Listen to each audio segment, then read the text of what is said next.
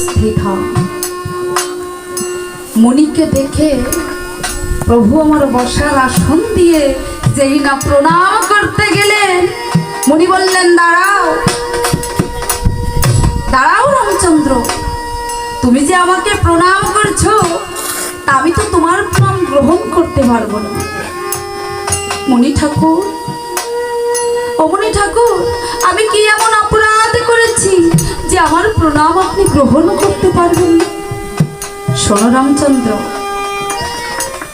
তুমি রাবণ কুম্ভকর্ণকে হত্যা করে ব্রহ্মা হত্যা পাপী হয়েছে, তাই তোমার প্রণাম আমি কিছুতেই গ্রহণ করতে পারবো না।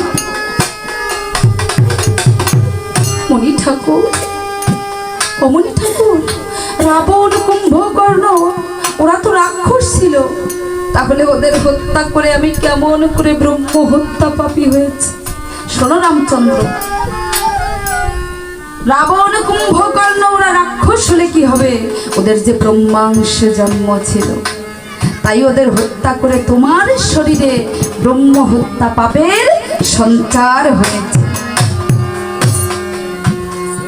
তাহলে এখন উপায়? মণি ঠাকুর, আমি এখন কেমন করে এই ব্রহ্ম হত্যা পাপ হতে মুক্তি পাব? শোনো রামচন্দ্র, এই পাপ হতে মুক্তি পাওয়ার জন্যে তোমাকে একটি যজ্ঞ করতে হবে। তা কি যজ্ঞ করতে হবে মণি ঠাকুর? না, তোমাকে একটি নরমেধ যজ্ঞ করতে হবে। এই যজ্ঞের বিধান হলো একটি নরের মুন্ড কেটে ওই যজ্ঞে পূর্ণাহুতি দিতে হবে। মণি ঠাকুর, ও মণি ঠাকুর, পূর্বে করেছি ব্রহ্ম হত্যা পাপ, আবার করব নরহত্যা? না না মণি ঠাকুর, দয়া করে অন্য কোনো বিধান যদি থাকে আপনি আমাকে তাই বলুন। শোনো রামচন্দ্র, তাহলে তুমি একটি গোমেদ যজ্ঞ করো। এই যজ্ঞের বিধান হলো একটি গোমুণ্ড কেটে ওই যজ্ঞে পূর্ণ আহুতি দাও। প্রভু রামচন্দ্র আবার বললেন, মুনি ঠাকুর, পূর্বে করেছি ব্রহ্ম হত্যা পাপ, আবার করব গোহত্যা? না না মণি ঠাকুর, এই হত্যা বাদ দিয়ে যদি কোনো যজ্ঞ থাকে আপনি আমাকে তাই বলুন। শোনো রামচন্দ্র, তাহলে আর একটি উপায় আছে, তুমি একটি অশ্বমেধ যজ্ঞ করো।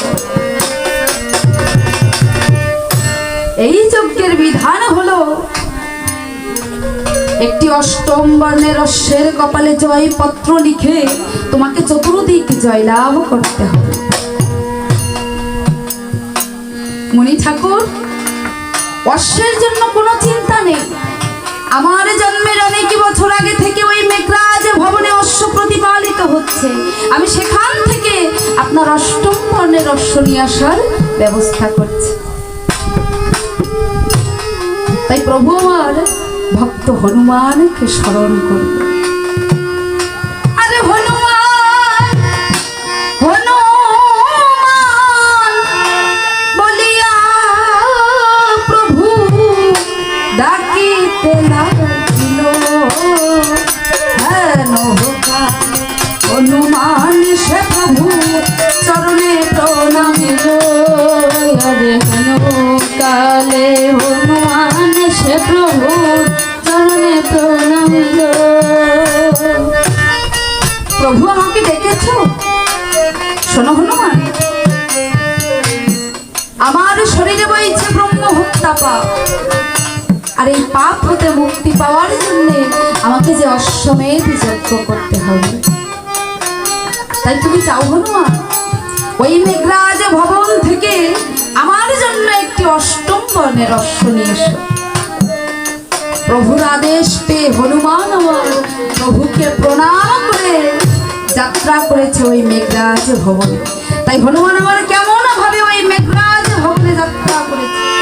ও সমন ভয়ের তরি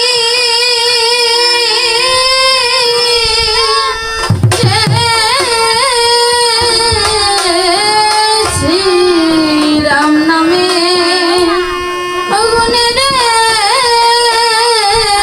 ভয়ে তরি রে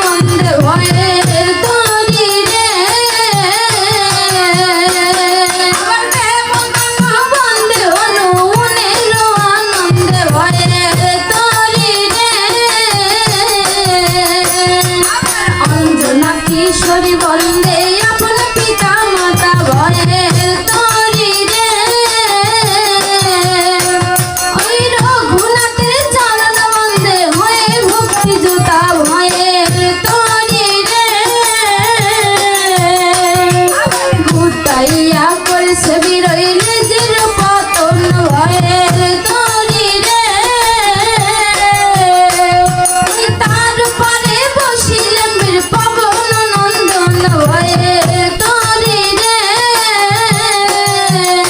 আবার উঠতে করেছে দেহ 50 যোজন ভয়ের তরি রে আকাশ মাথে করিছে গমন ভয়ের তরি রে আবার কেহ বলে ভূমিতে ভূমিকম্প হয় ভয়ের তরি রে কেউ বলে সৃষ্টি বুঝি হইল প্রলয় ভয়ের তরি রে আবার কেহ বলে গজ কচ্ছপ ছাড়িছে উল্লাস ভয়ের তরি রে আর কেউ বলে ভাঙল বুঝি শিবের কৈলাস ভয়ের তরি রে আবার পবন গহমন চলে পবন নন্দন ভয়ের তরি রে পৌঁছে গেছে মেঘরাজ ভবন ভয়ের তরি রে হনুমান আমার মেঘরাজ ভবনে গিয়ে চারিদিকে অশ্ব খুঁজে বেড়াচ্ছে। এমন সময় মেঘরাজ হনুমানকে দেখতে পেয়ে বলছে, আরে আরে কে রে তুই? এমনি ভাবে আমার এই রাজ সবাই ঢুকে পড়েছিস। হনুমান বলছে, মহারাজ আমি অযোধ্যাপতি রাজা দশরথের পুত্র শ্রীরামচন্দ্রের কিঙ্কর, নাম আমার পবন পুত্র হনুমান।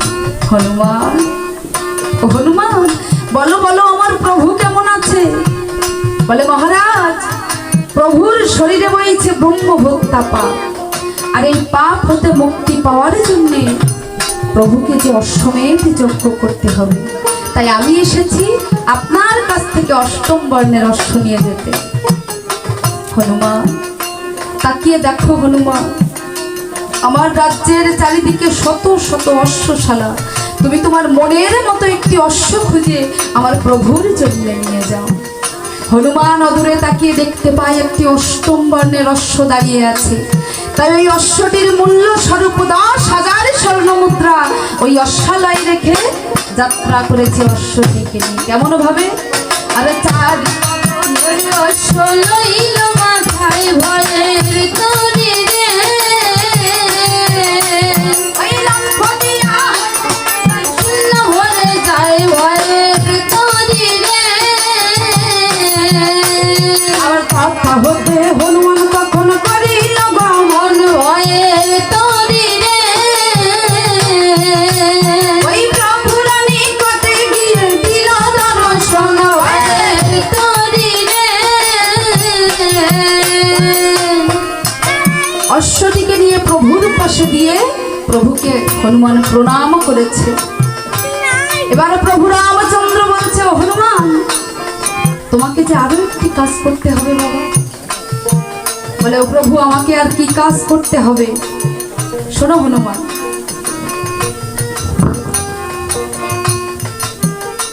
আমি যে এই অশ্বমেধ যজ্ঞ করছি, তা আমার এই রাজ্যের চারিদিকে যত মুনি ঋষি রাজরাজা আছে, তুমি একে একে সবাইকে গিয়ে নিমন্ত্রণ করে এসো। বলে, ও প্রভু আমি যে তোমার দাস, তো এই দাসের নিমন্ত্রণ কি কেউ গ্রহণ করবে? তার চেয়ে বরং প্রভু দয়া করে তুমি তোমার প্রাণের ভাই লক্ষ্মণকে পাঠিয়ে দাও। তাই প্রভু রামচন্দ্র কি করেছে? আরে লক্ষ্মণ লক্ষ্মণ বলিয়া প্রভু ডাকিতে লাগলো। লক্ষ্মণ সে দাদা চরণে প্রণামিল। আরে হানু কালে লক্ষণ সে দাদার চরণে প্রণামিল। দাদা আমাকে দেখেছো? শোনো ভাই লক্ষ্মণ, আমি যে এই অশ্বমেধে যজ্ঞ করছি, আবার এই রাজ্যের চারিদিকে যত মুনি ঋষি রাজরাজা আছে, তুমি একে একে